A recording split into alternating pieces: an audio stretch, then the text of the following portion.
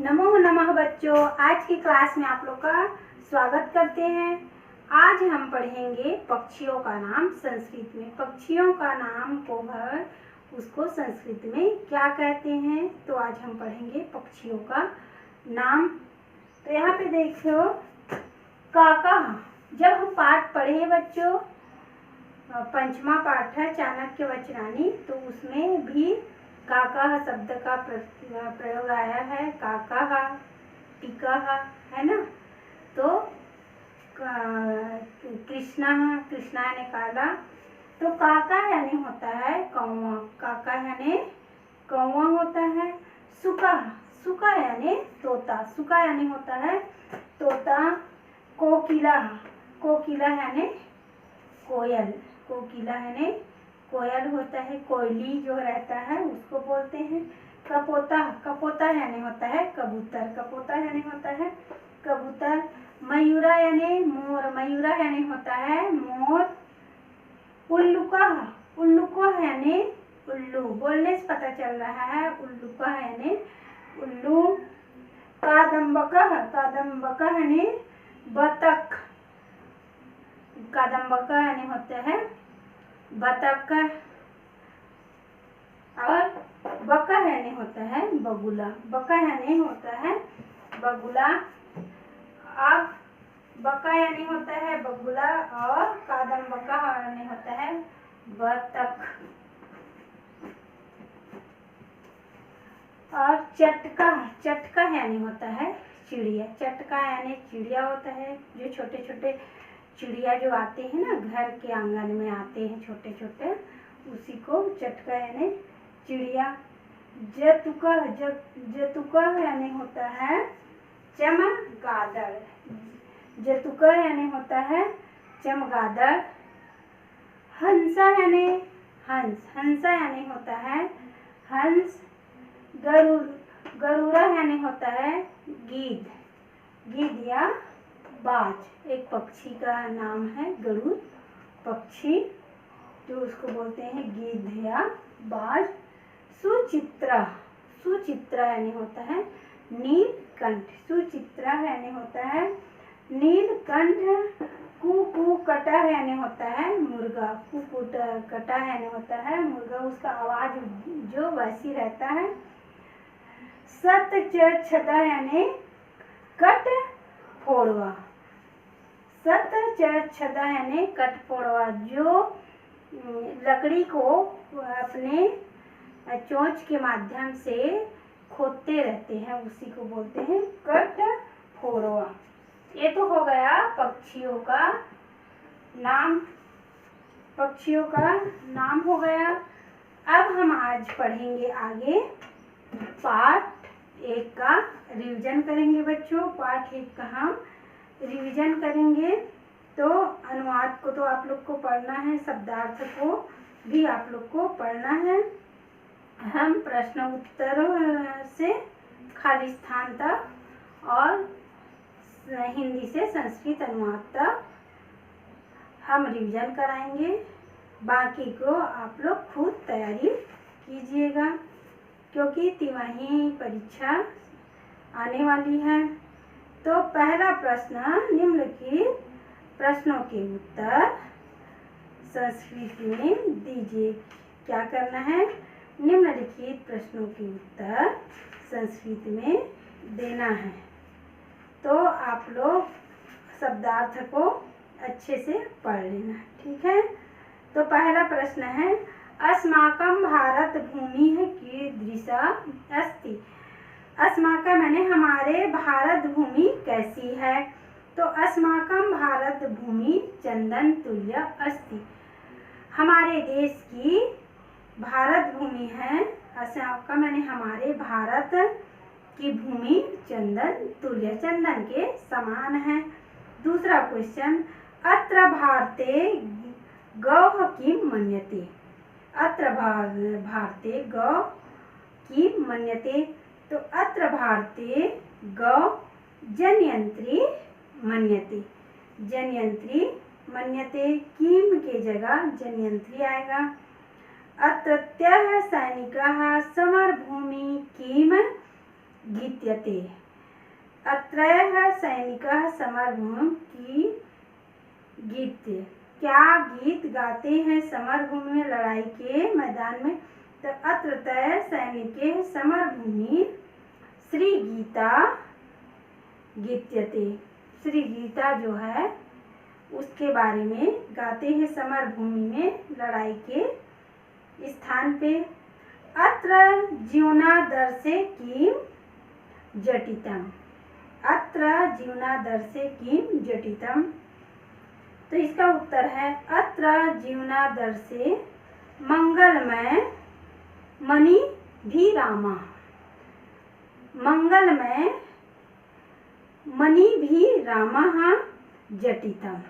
ये तो हो गया चौथा क्वेश्चन। अब आते हैं निम्नलिखित का संस्कृत में अनुवाद कीजिए। संस्कृत में अनुवाद कीजिए है। तो भारत भूमि का बच्चा श्री राम है। भारत भूमि का बच्चा कैसा है? श्री राम के समान है। तो अनुवाद आएगा भारत भूमि वत्सो वत्सः श्री राम अस्ति। भारत भूमि वत्सो वत्सः श्री रामः अस्ति। यहाँ प्रभात में शंख ध्वनि होती है। यहाँ प्रभात में शंख ध्वनि होती है। तो क्या आएगा? इह प्रभाते शंख ध्वनि भवति। इह प्रभाते शंख ध्वनि भवति। यहाँ कवि वाणी त्याग तपस्यामय गाथाएं गाती है। यहाँ की कवि जो है कविवाणी त्याग तपस्यामय गाथाएं गाए जाती है। तो अत्र कविवाणी त्याग तपस्यामय गाथा गायति। एक बार फिर अत्र कविवाणी त्याग तपस्या गाथा गायति। इस क्षेत्र में सुकुमारी सीता खेला करती है। इस क्षेत्र में सुकुमारी सीता खेला करती है। तो इसका आएगा अत्र क्षेत्रे सुकुमारी सीता खेलती। सीता जो क्या है? खेलती है। अब इसका खाली स्थान देखते हैं। रिक्त स्थानों को पूर्ति। रिक्त स्थानों की पूर्ति है। तो सिंह इह खाली स्थान संति। सिंह इह खाली स्थान संति। तो आएगा खेल न कहा। खेल न कहा। सीता खेला करती है तो वहाँ पे आएगा खेल न कहा। अत्र कर्मतः खाली स्थान भवति। अत्र कर्मतः भाग्य निर्मिता भवति। भाग्य निर्मिता आएगा। अत्र क्षेत्रे सीता खाली स्थान। अत्र क्षेत्रे सीता खाली स्थान। तो आएगा खेलती। अत्र जीवनादर्शे मंगलमयी जटिता। तो खाली स्थान मंगलमयी जटिता। तो जीवनादर्शे। तो क्या हो जाएगा? जीवनादर्शे। अब है निम्न पदों की संधि कीजिए।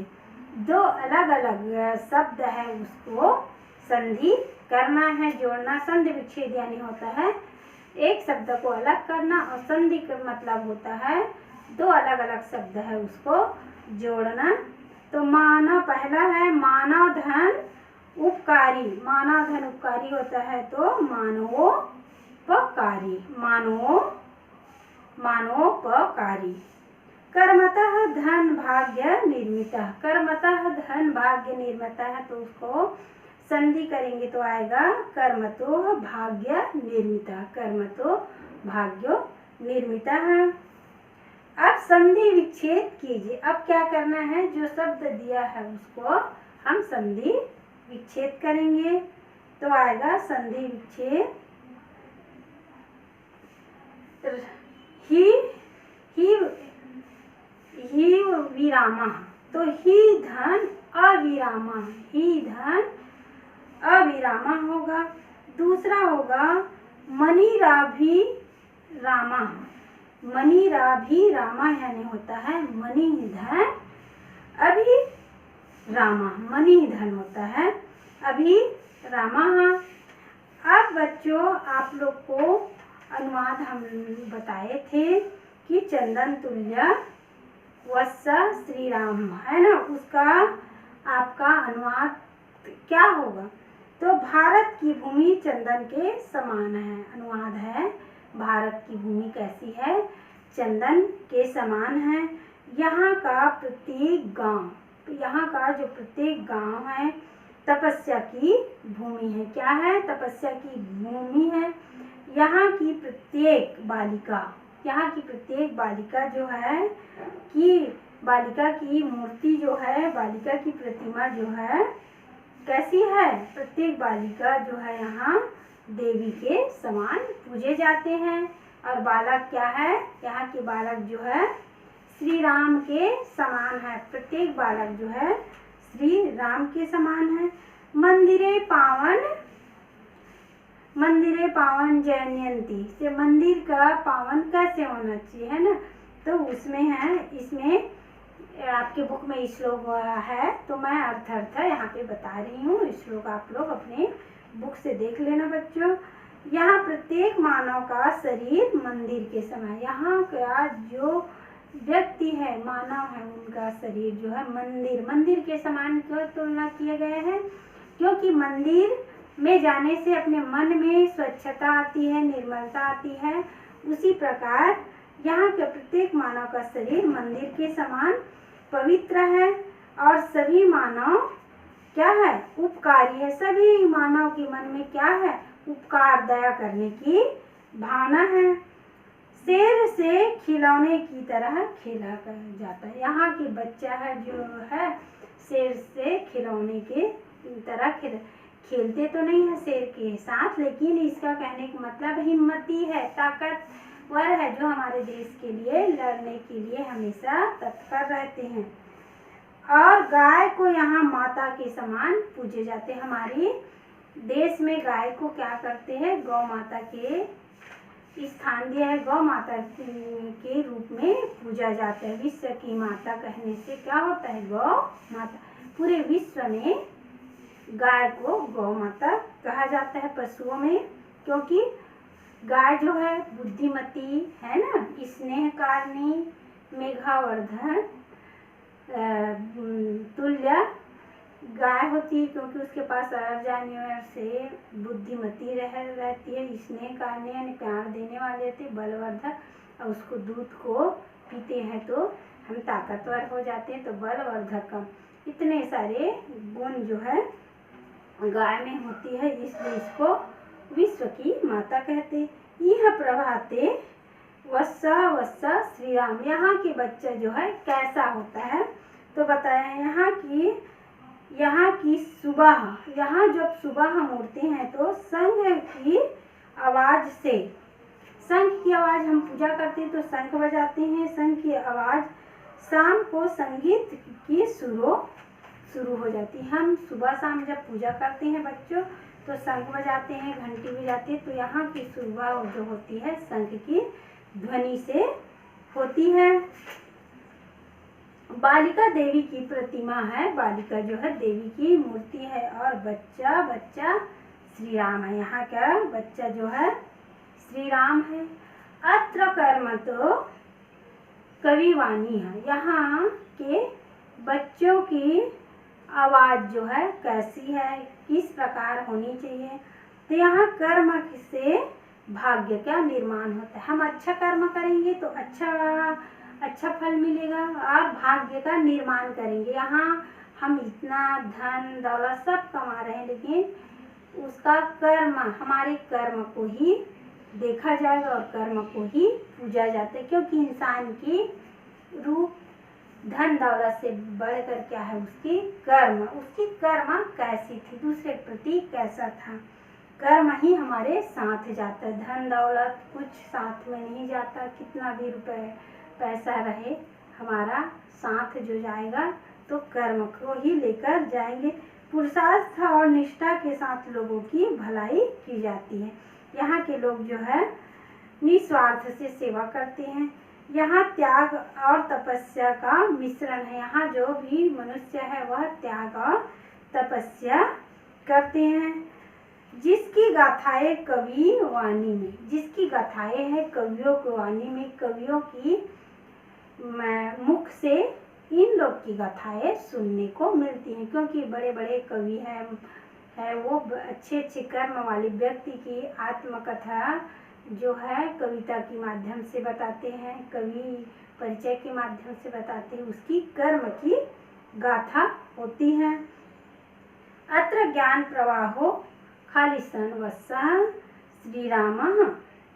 यहाँ जो है, यहाँ ज्ञान का प्रभाव है, यहाँ ज्ञान का प्रवाह है ना, प्रवाह नहीं प्रवाह है। प्रवाह है ने बढ़ना, जैसे जल प्रवाह बढ़ती रहती आगे निरंतर बढ़ती रहती, उसी प्रकार अत्र यहाँ ज्ञान का प्रवाह गंगा के जल के समान पवित्र और कभी ना रुकने वाला है। गंगा का जल कभी रुकता नहीं, वह निरंतर बहती रहती। उसी प्रकार हमारे मन में या शरीर में जो ज्ञान रूपी है वह आगे बढ़ती रहती। किसके समान? गंगा जल के समान। गंगा का जल पवित्र भी है, साथ में क्या है, उसकी जल जो है निरंतर बहती रहती है। तो हमारा ज्ञान जो है पवित्र होना चाहिए और गंगा जल के समान हमेशा पवित्र, और गंगा नदी जो हमेशा बहती रहती, उसी प्रकार प्रवाह देने वाली होगी।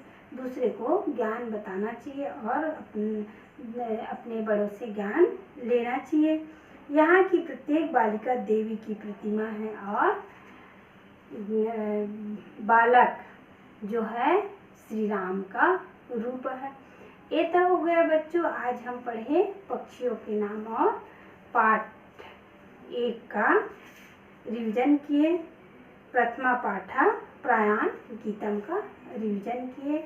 तो आप लोग और शब्दार्थ अनुवाद को अच्छे से और पढ़ लेना, याद कर लेना, और आगे की पाठ में हम और रिवीजन कराएंगे, आगे पाठों का रिवीजन कराएंगे तिमाही के लिए। तब तक के लिए बच्चों नमस्ते।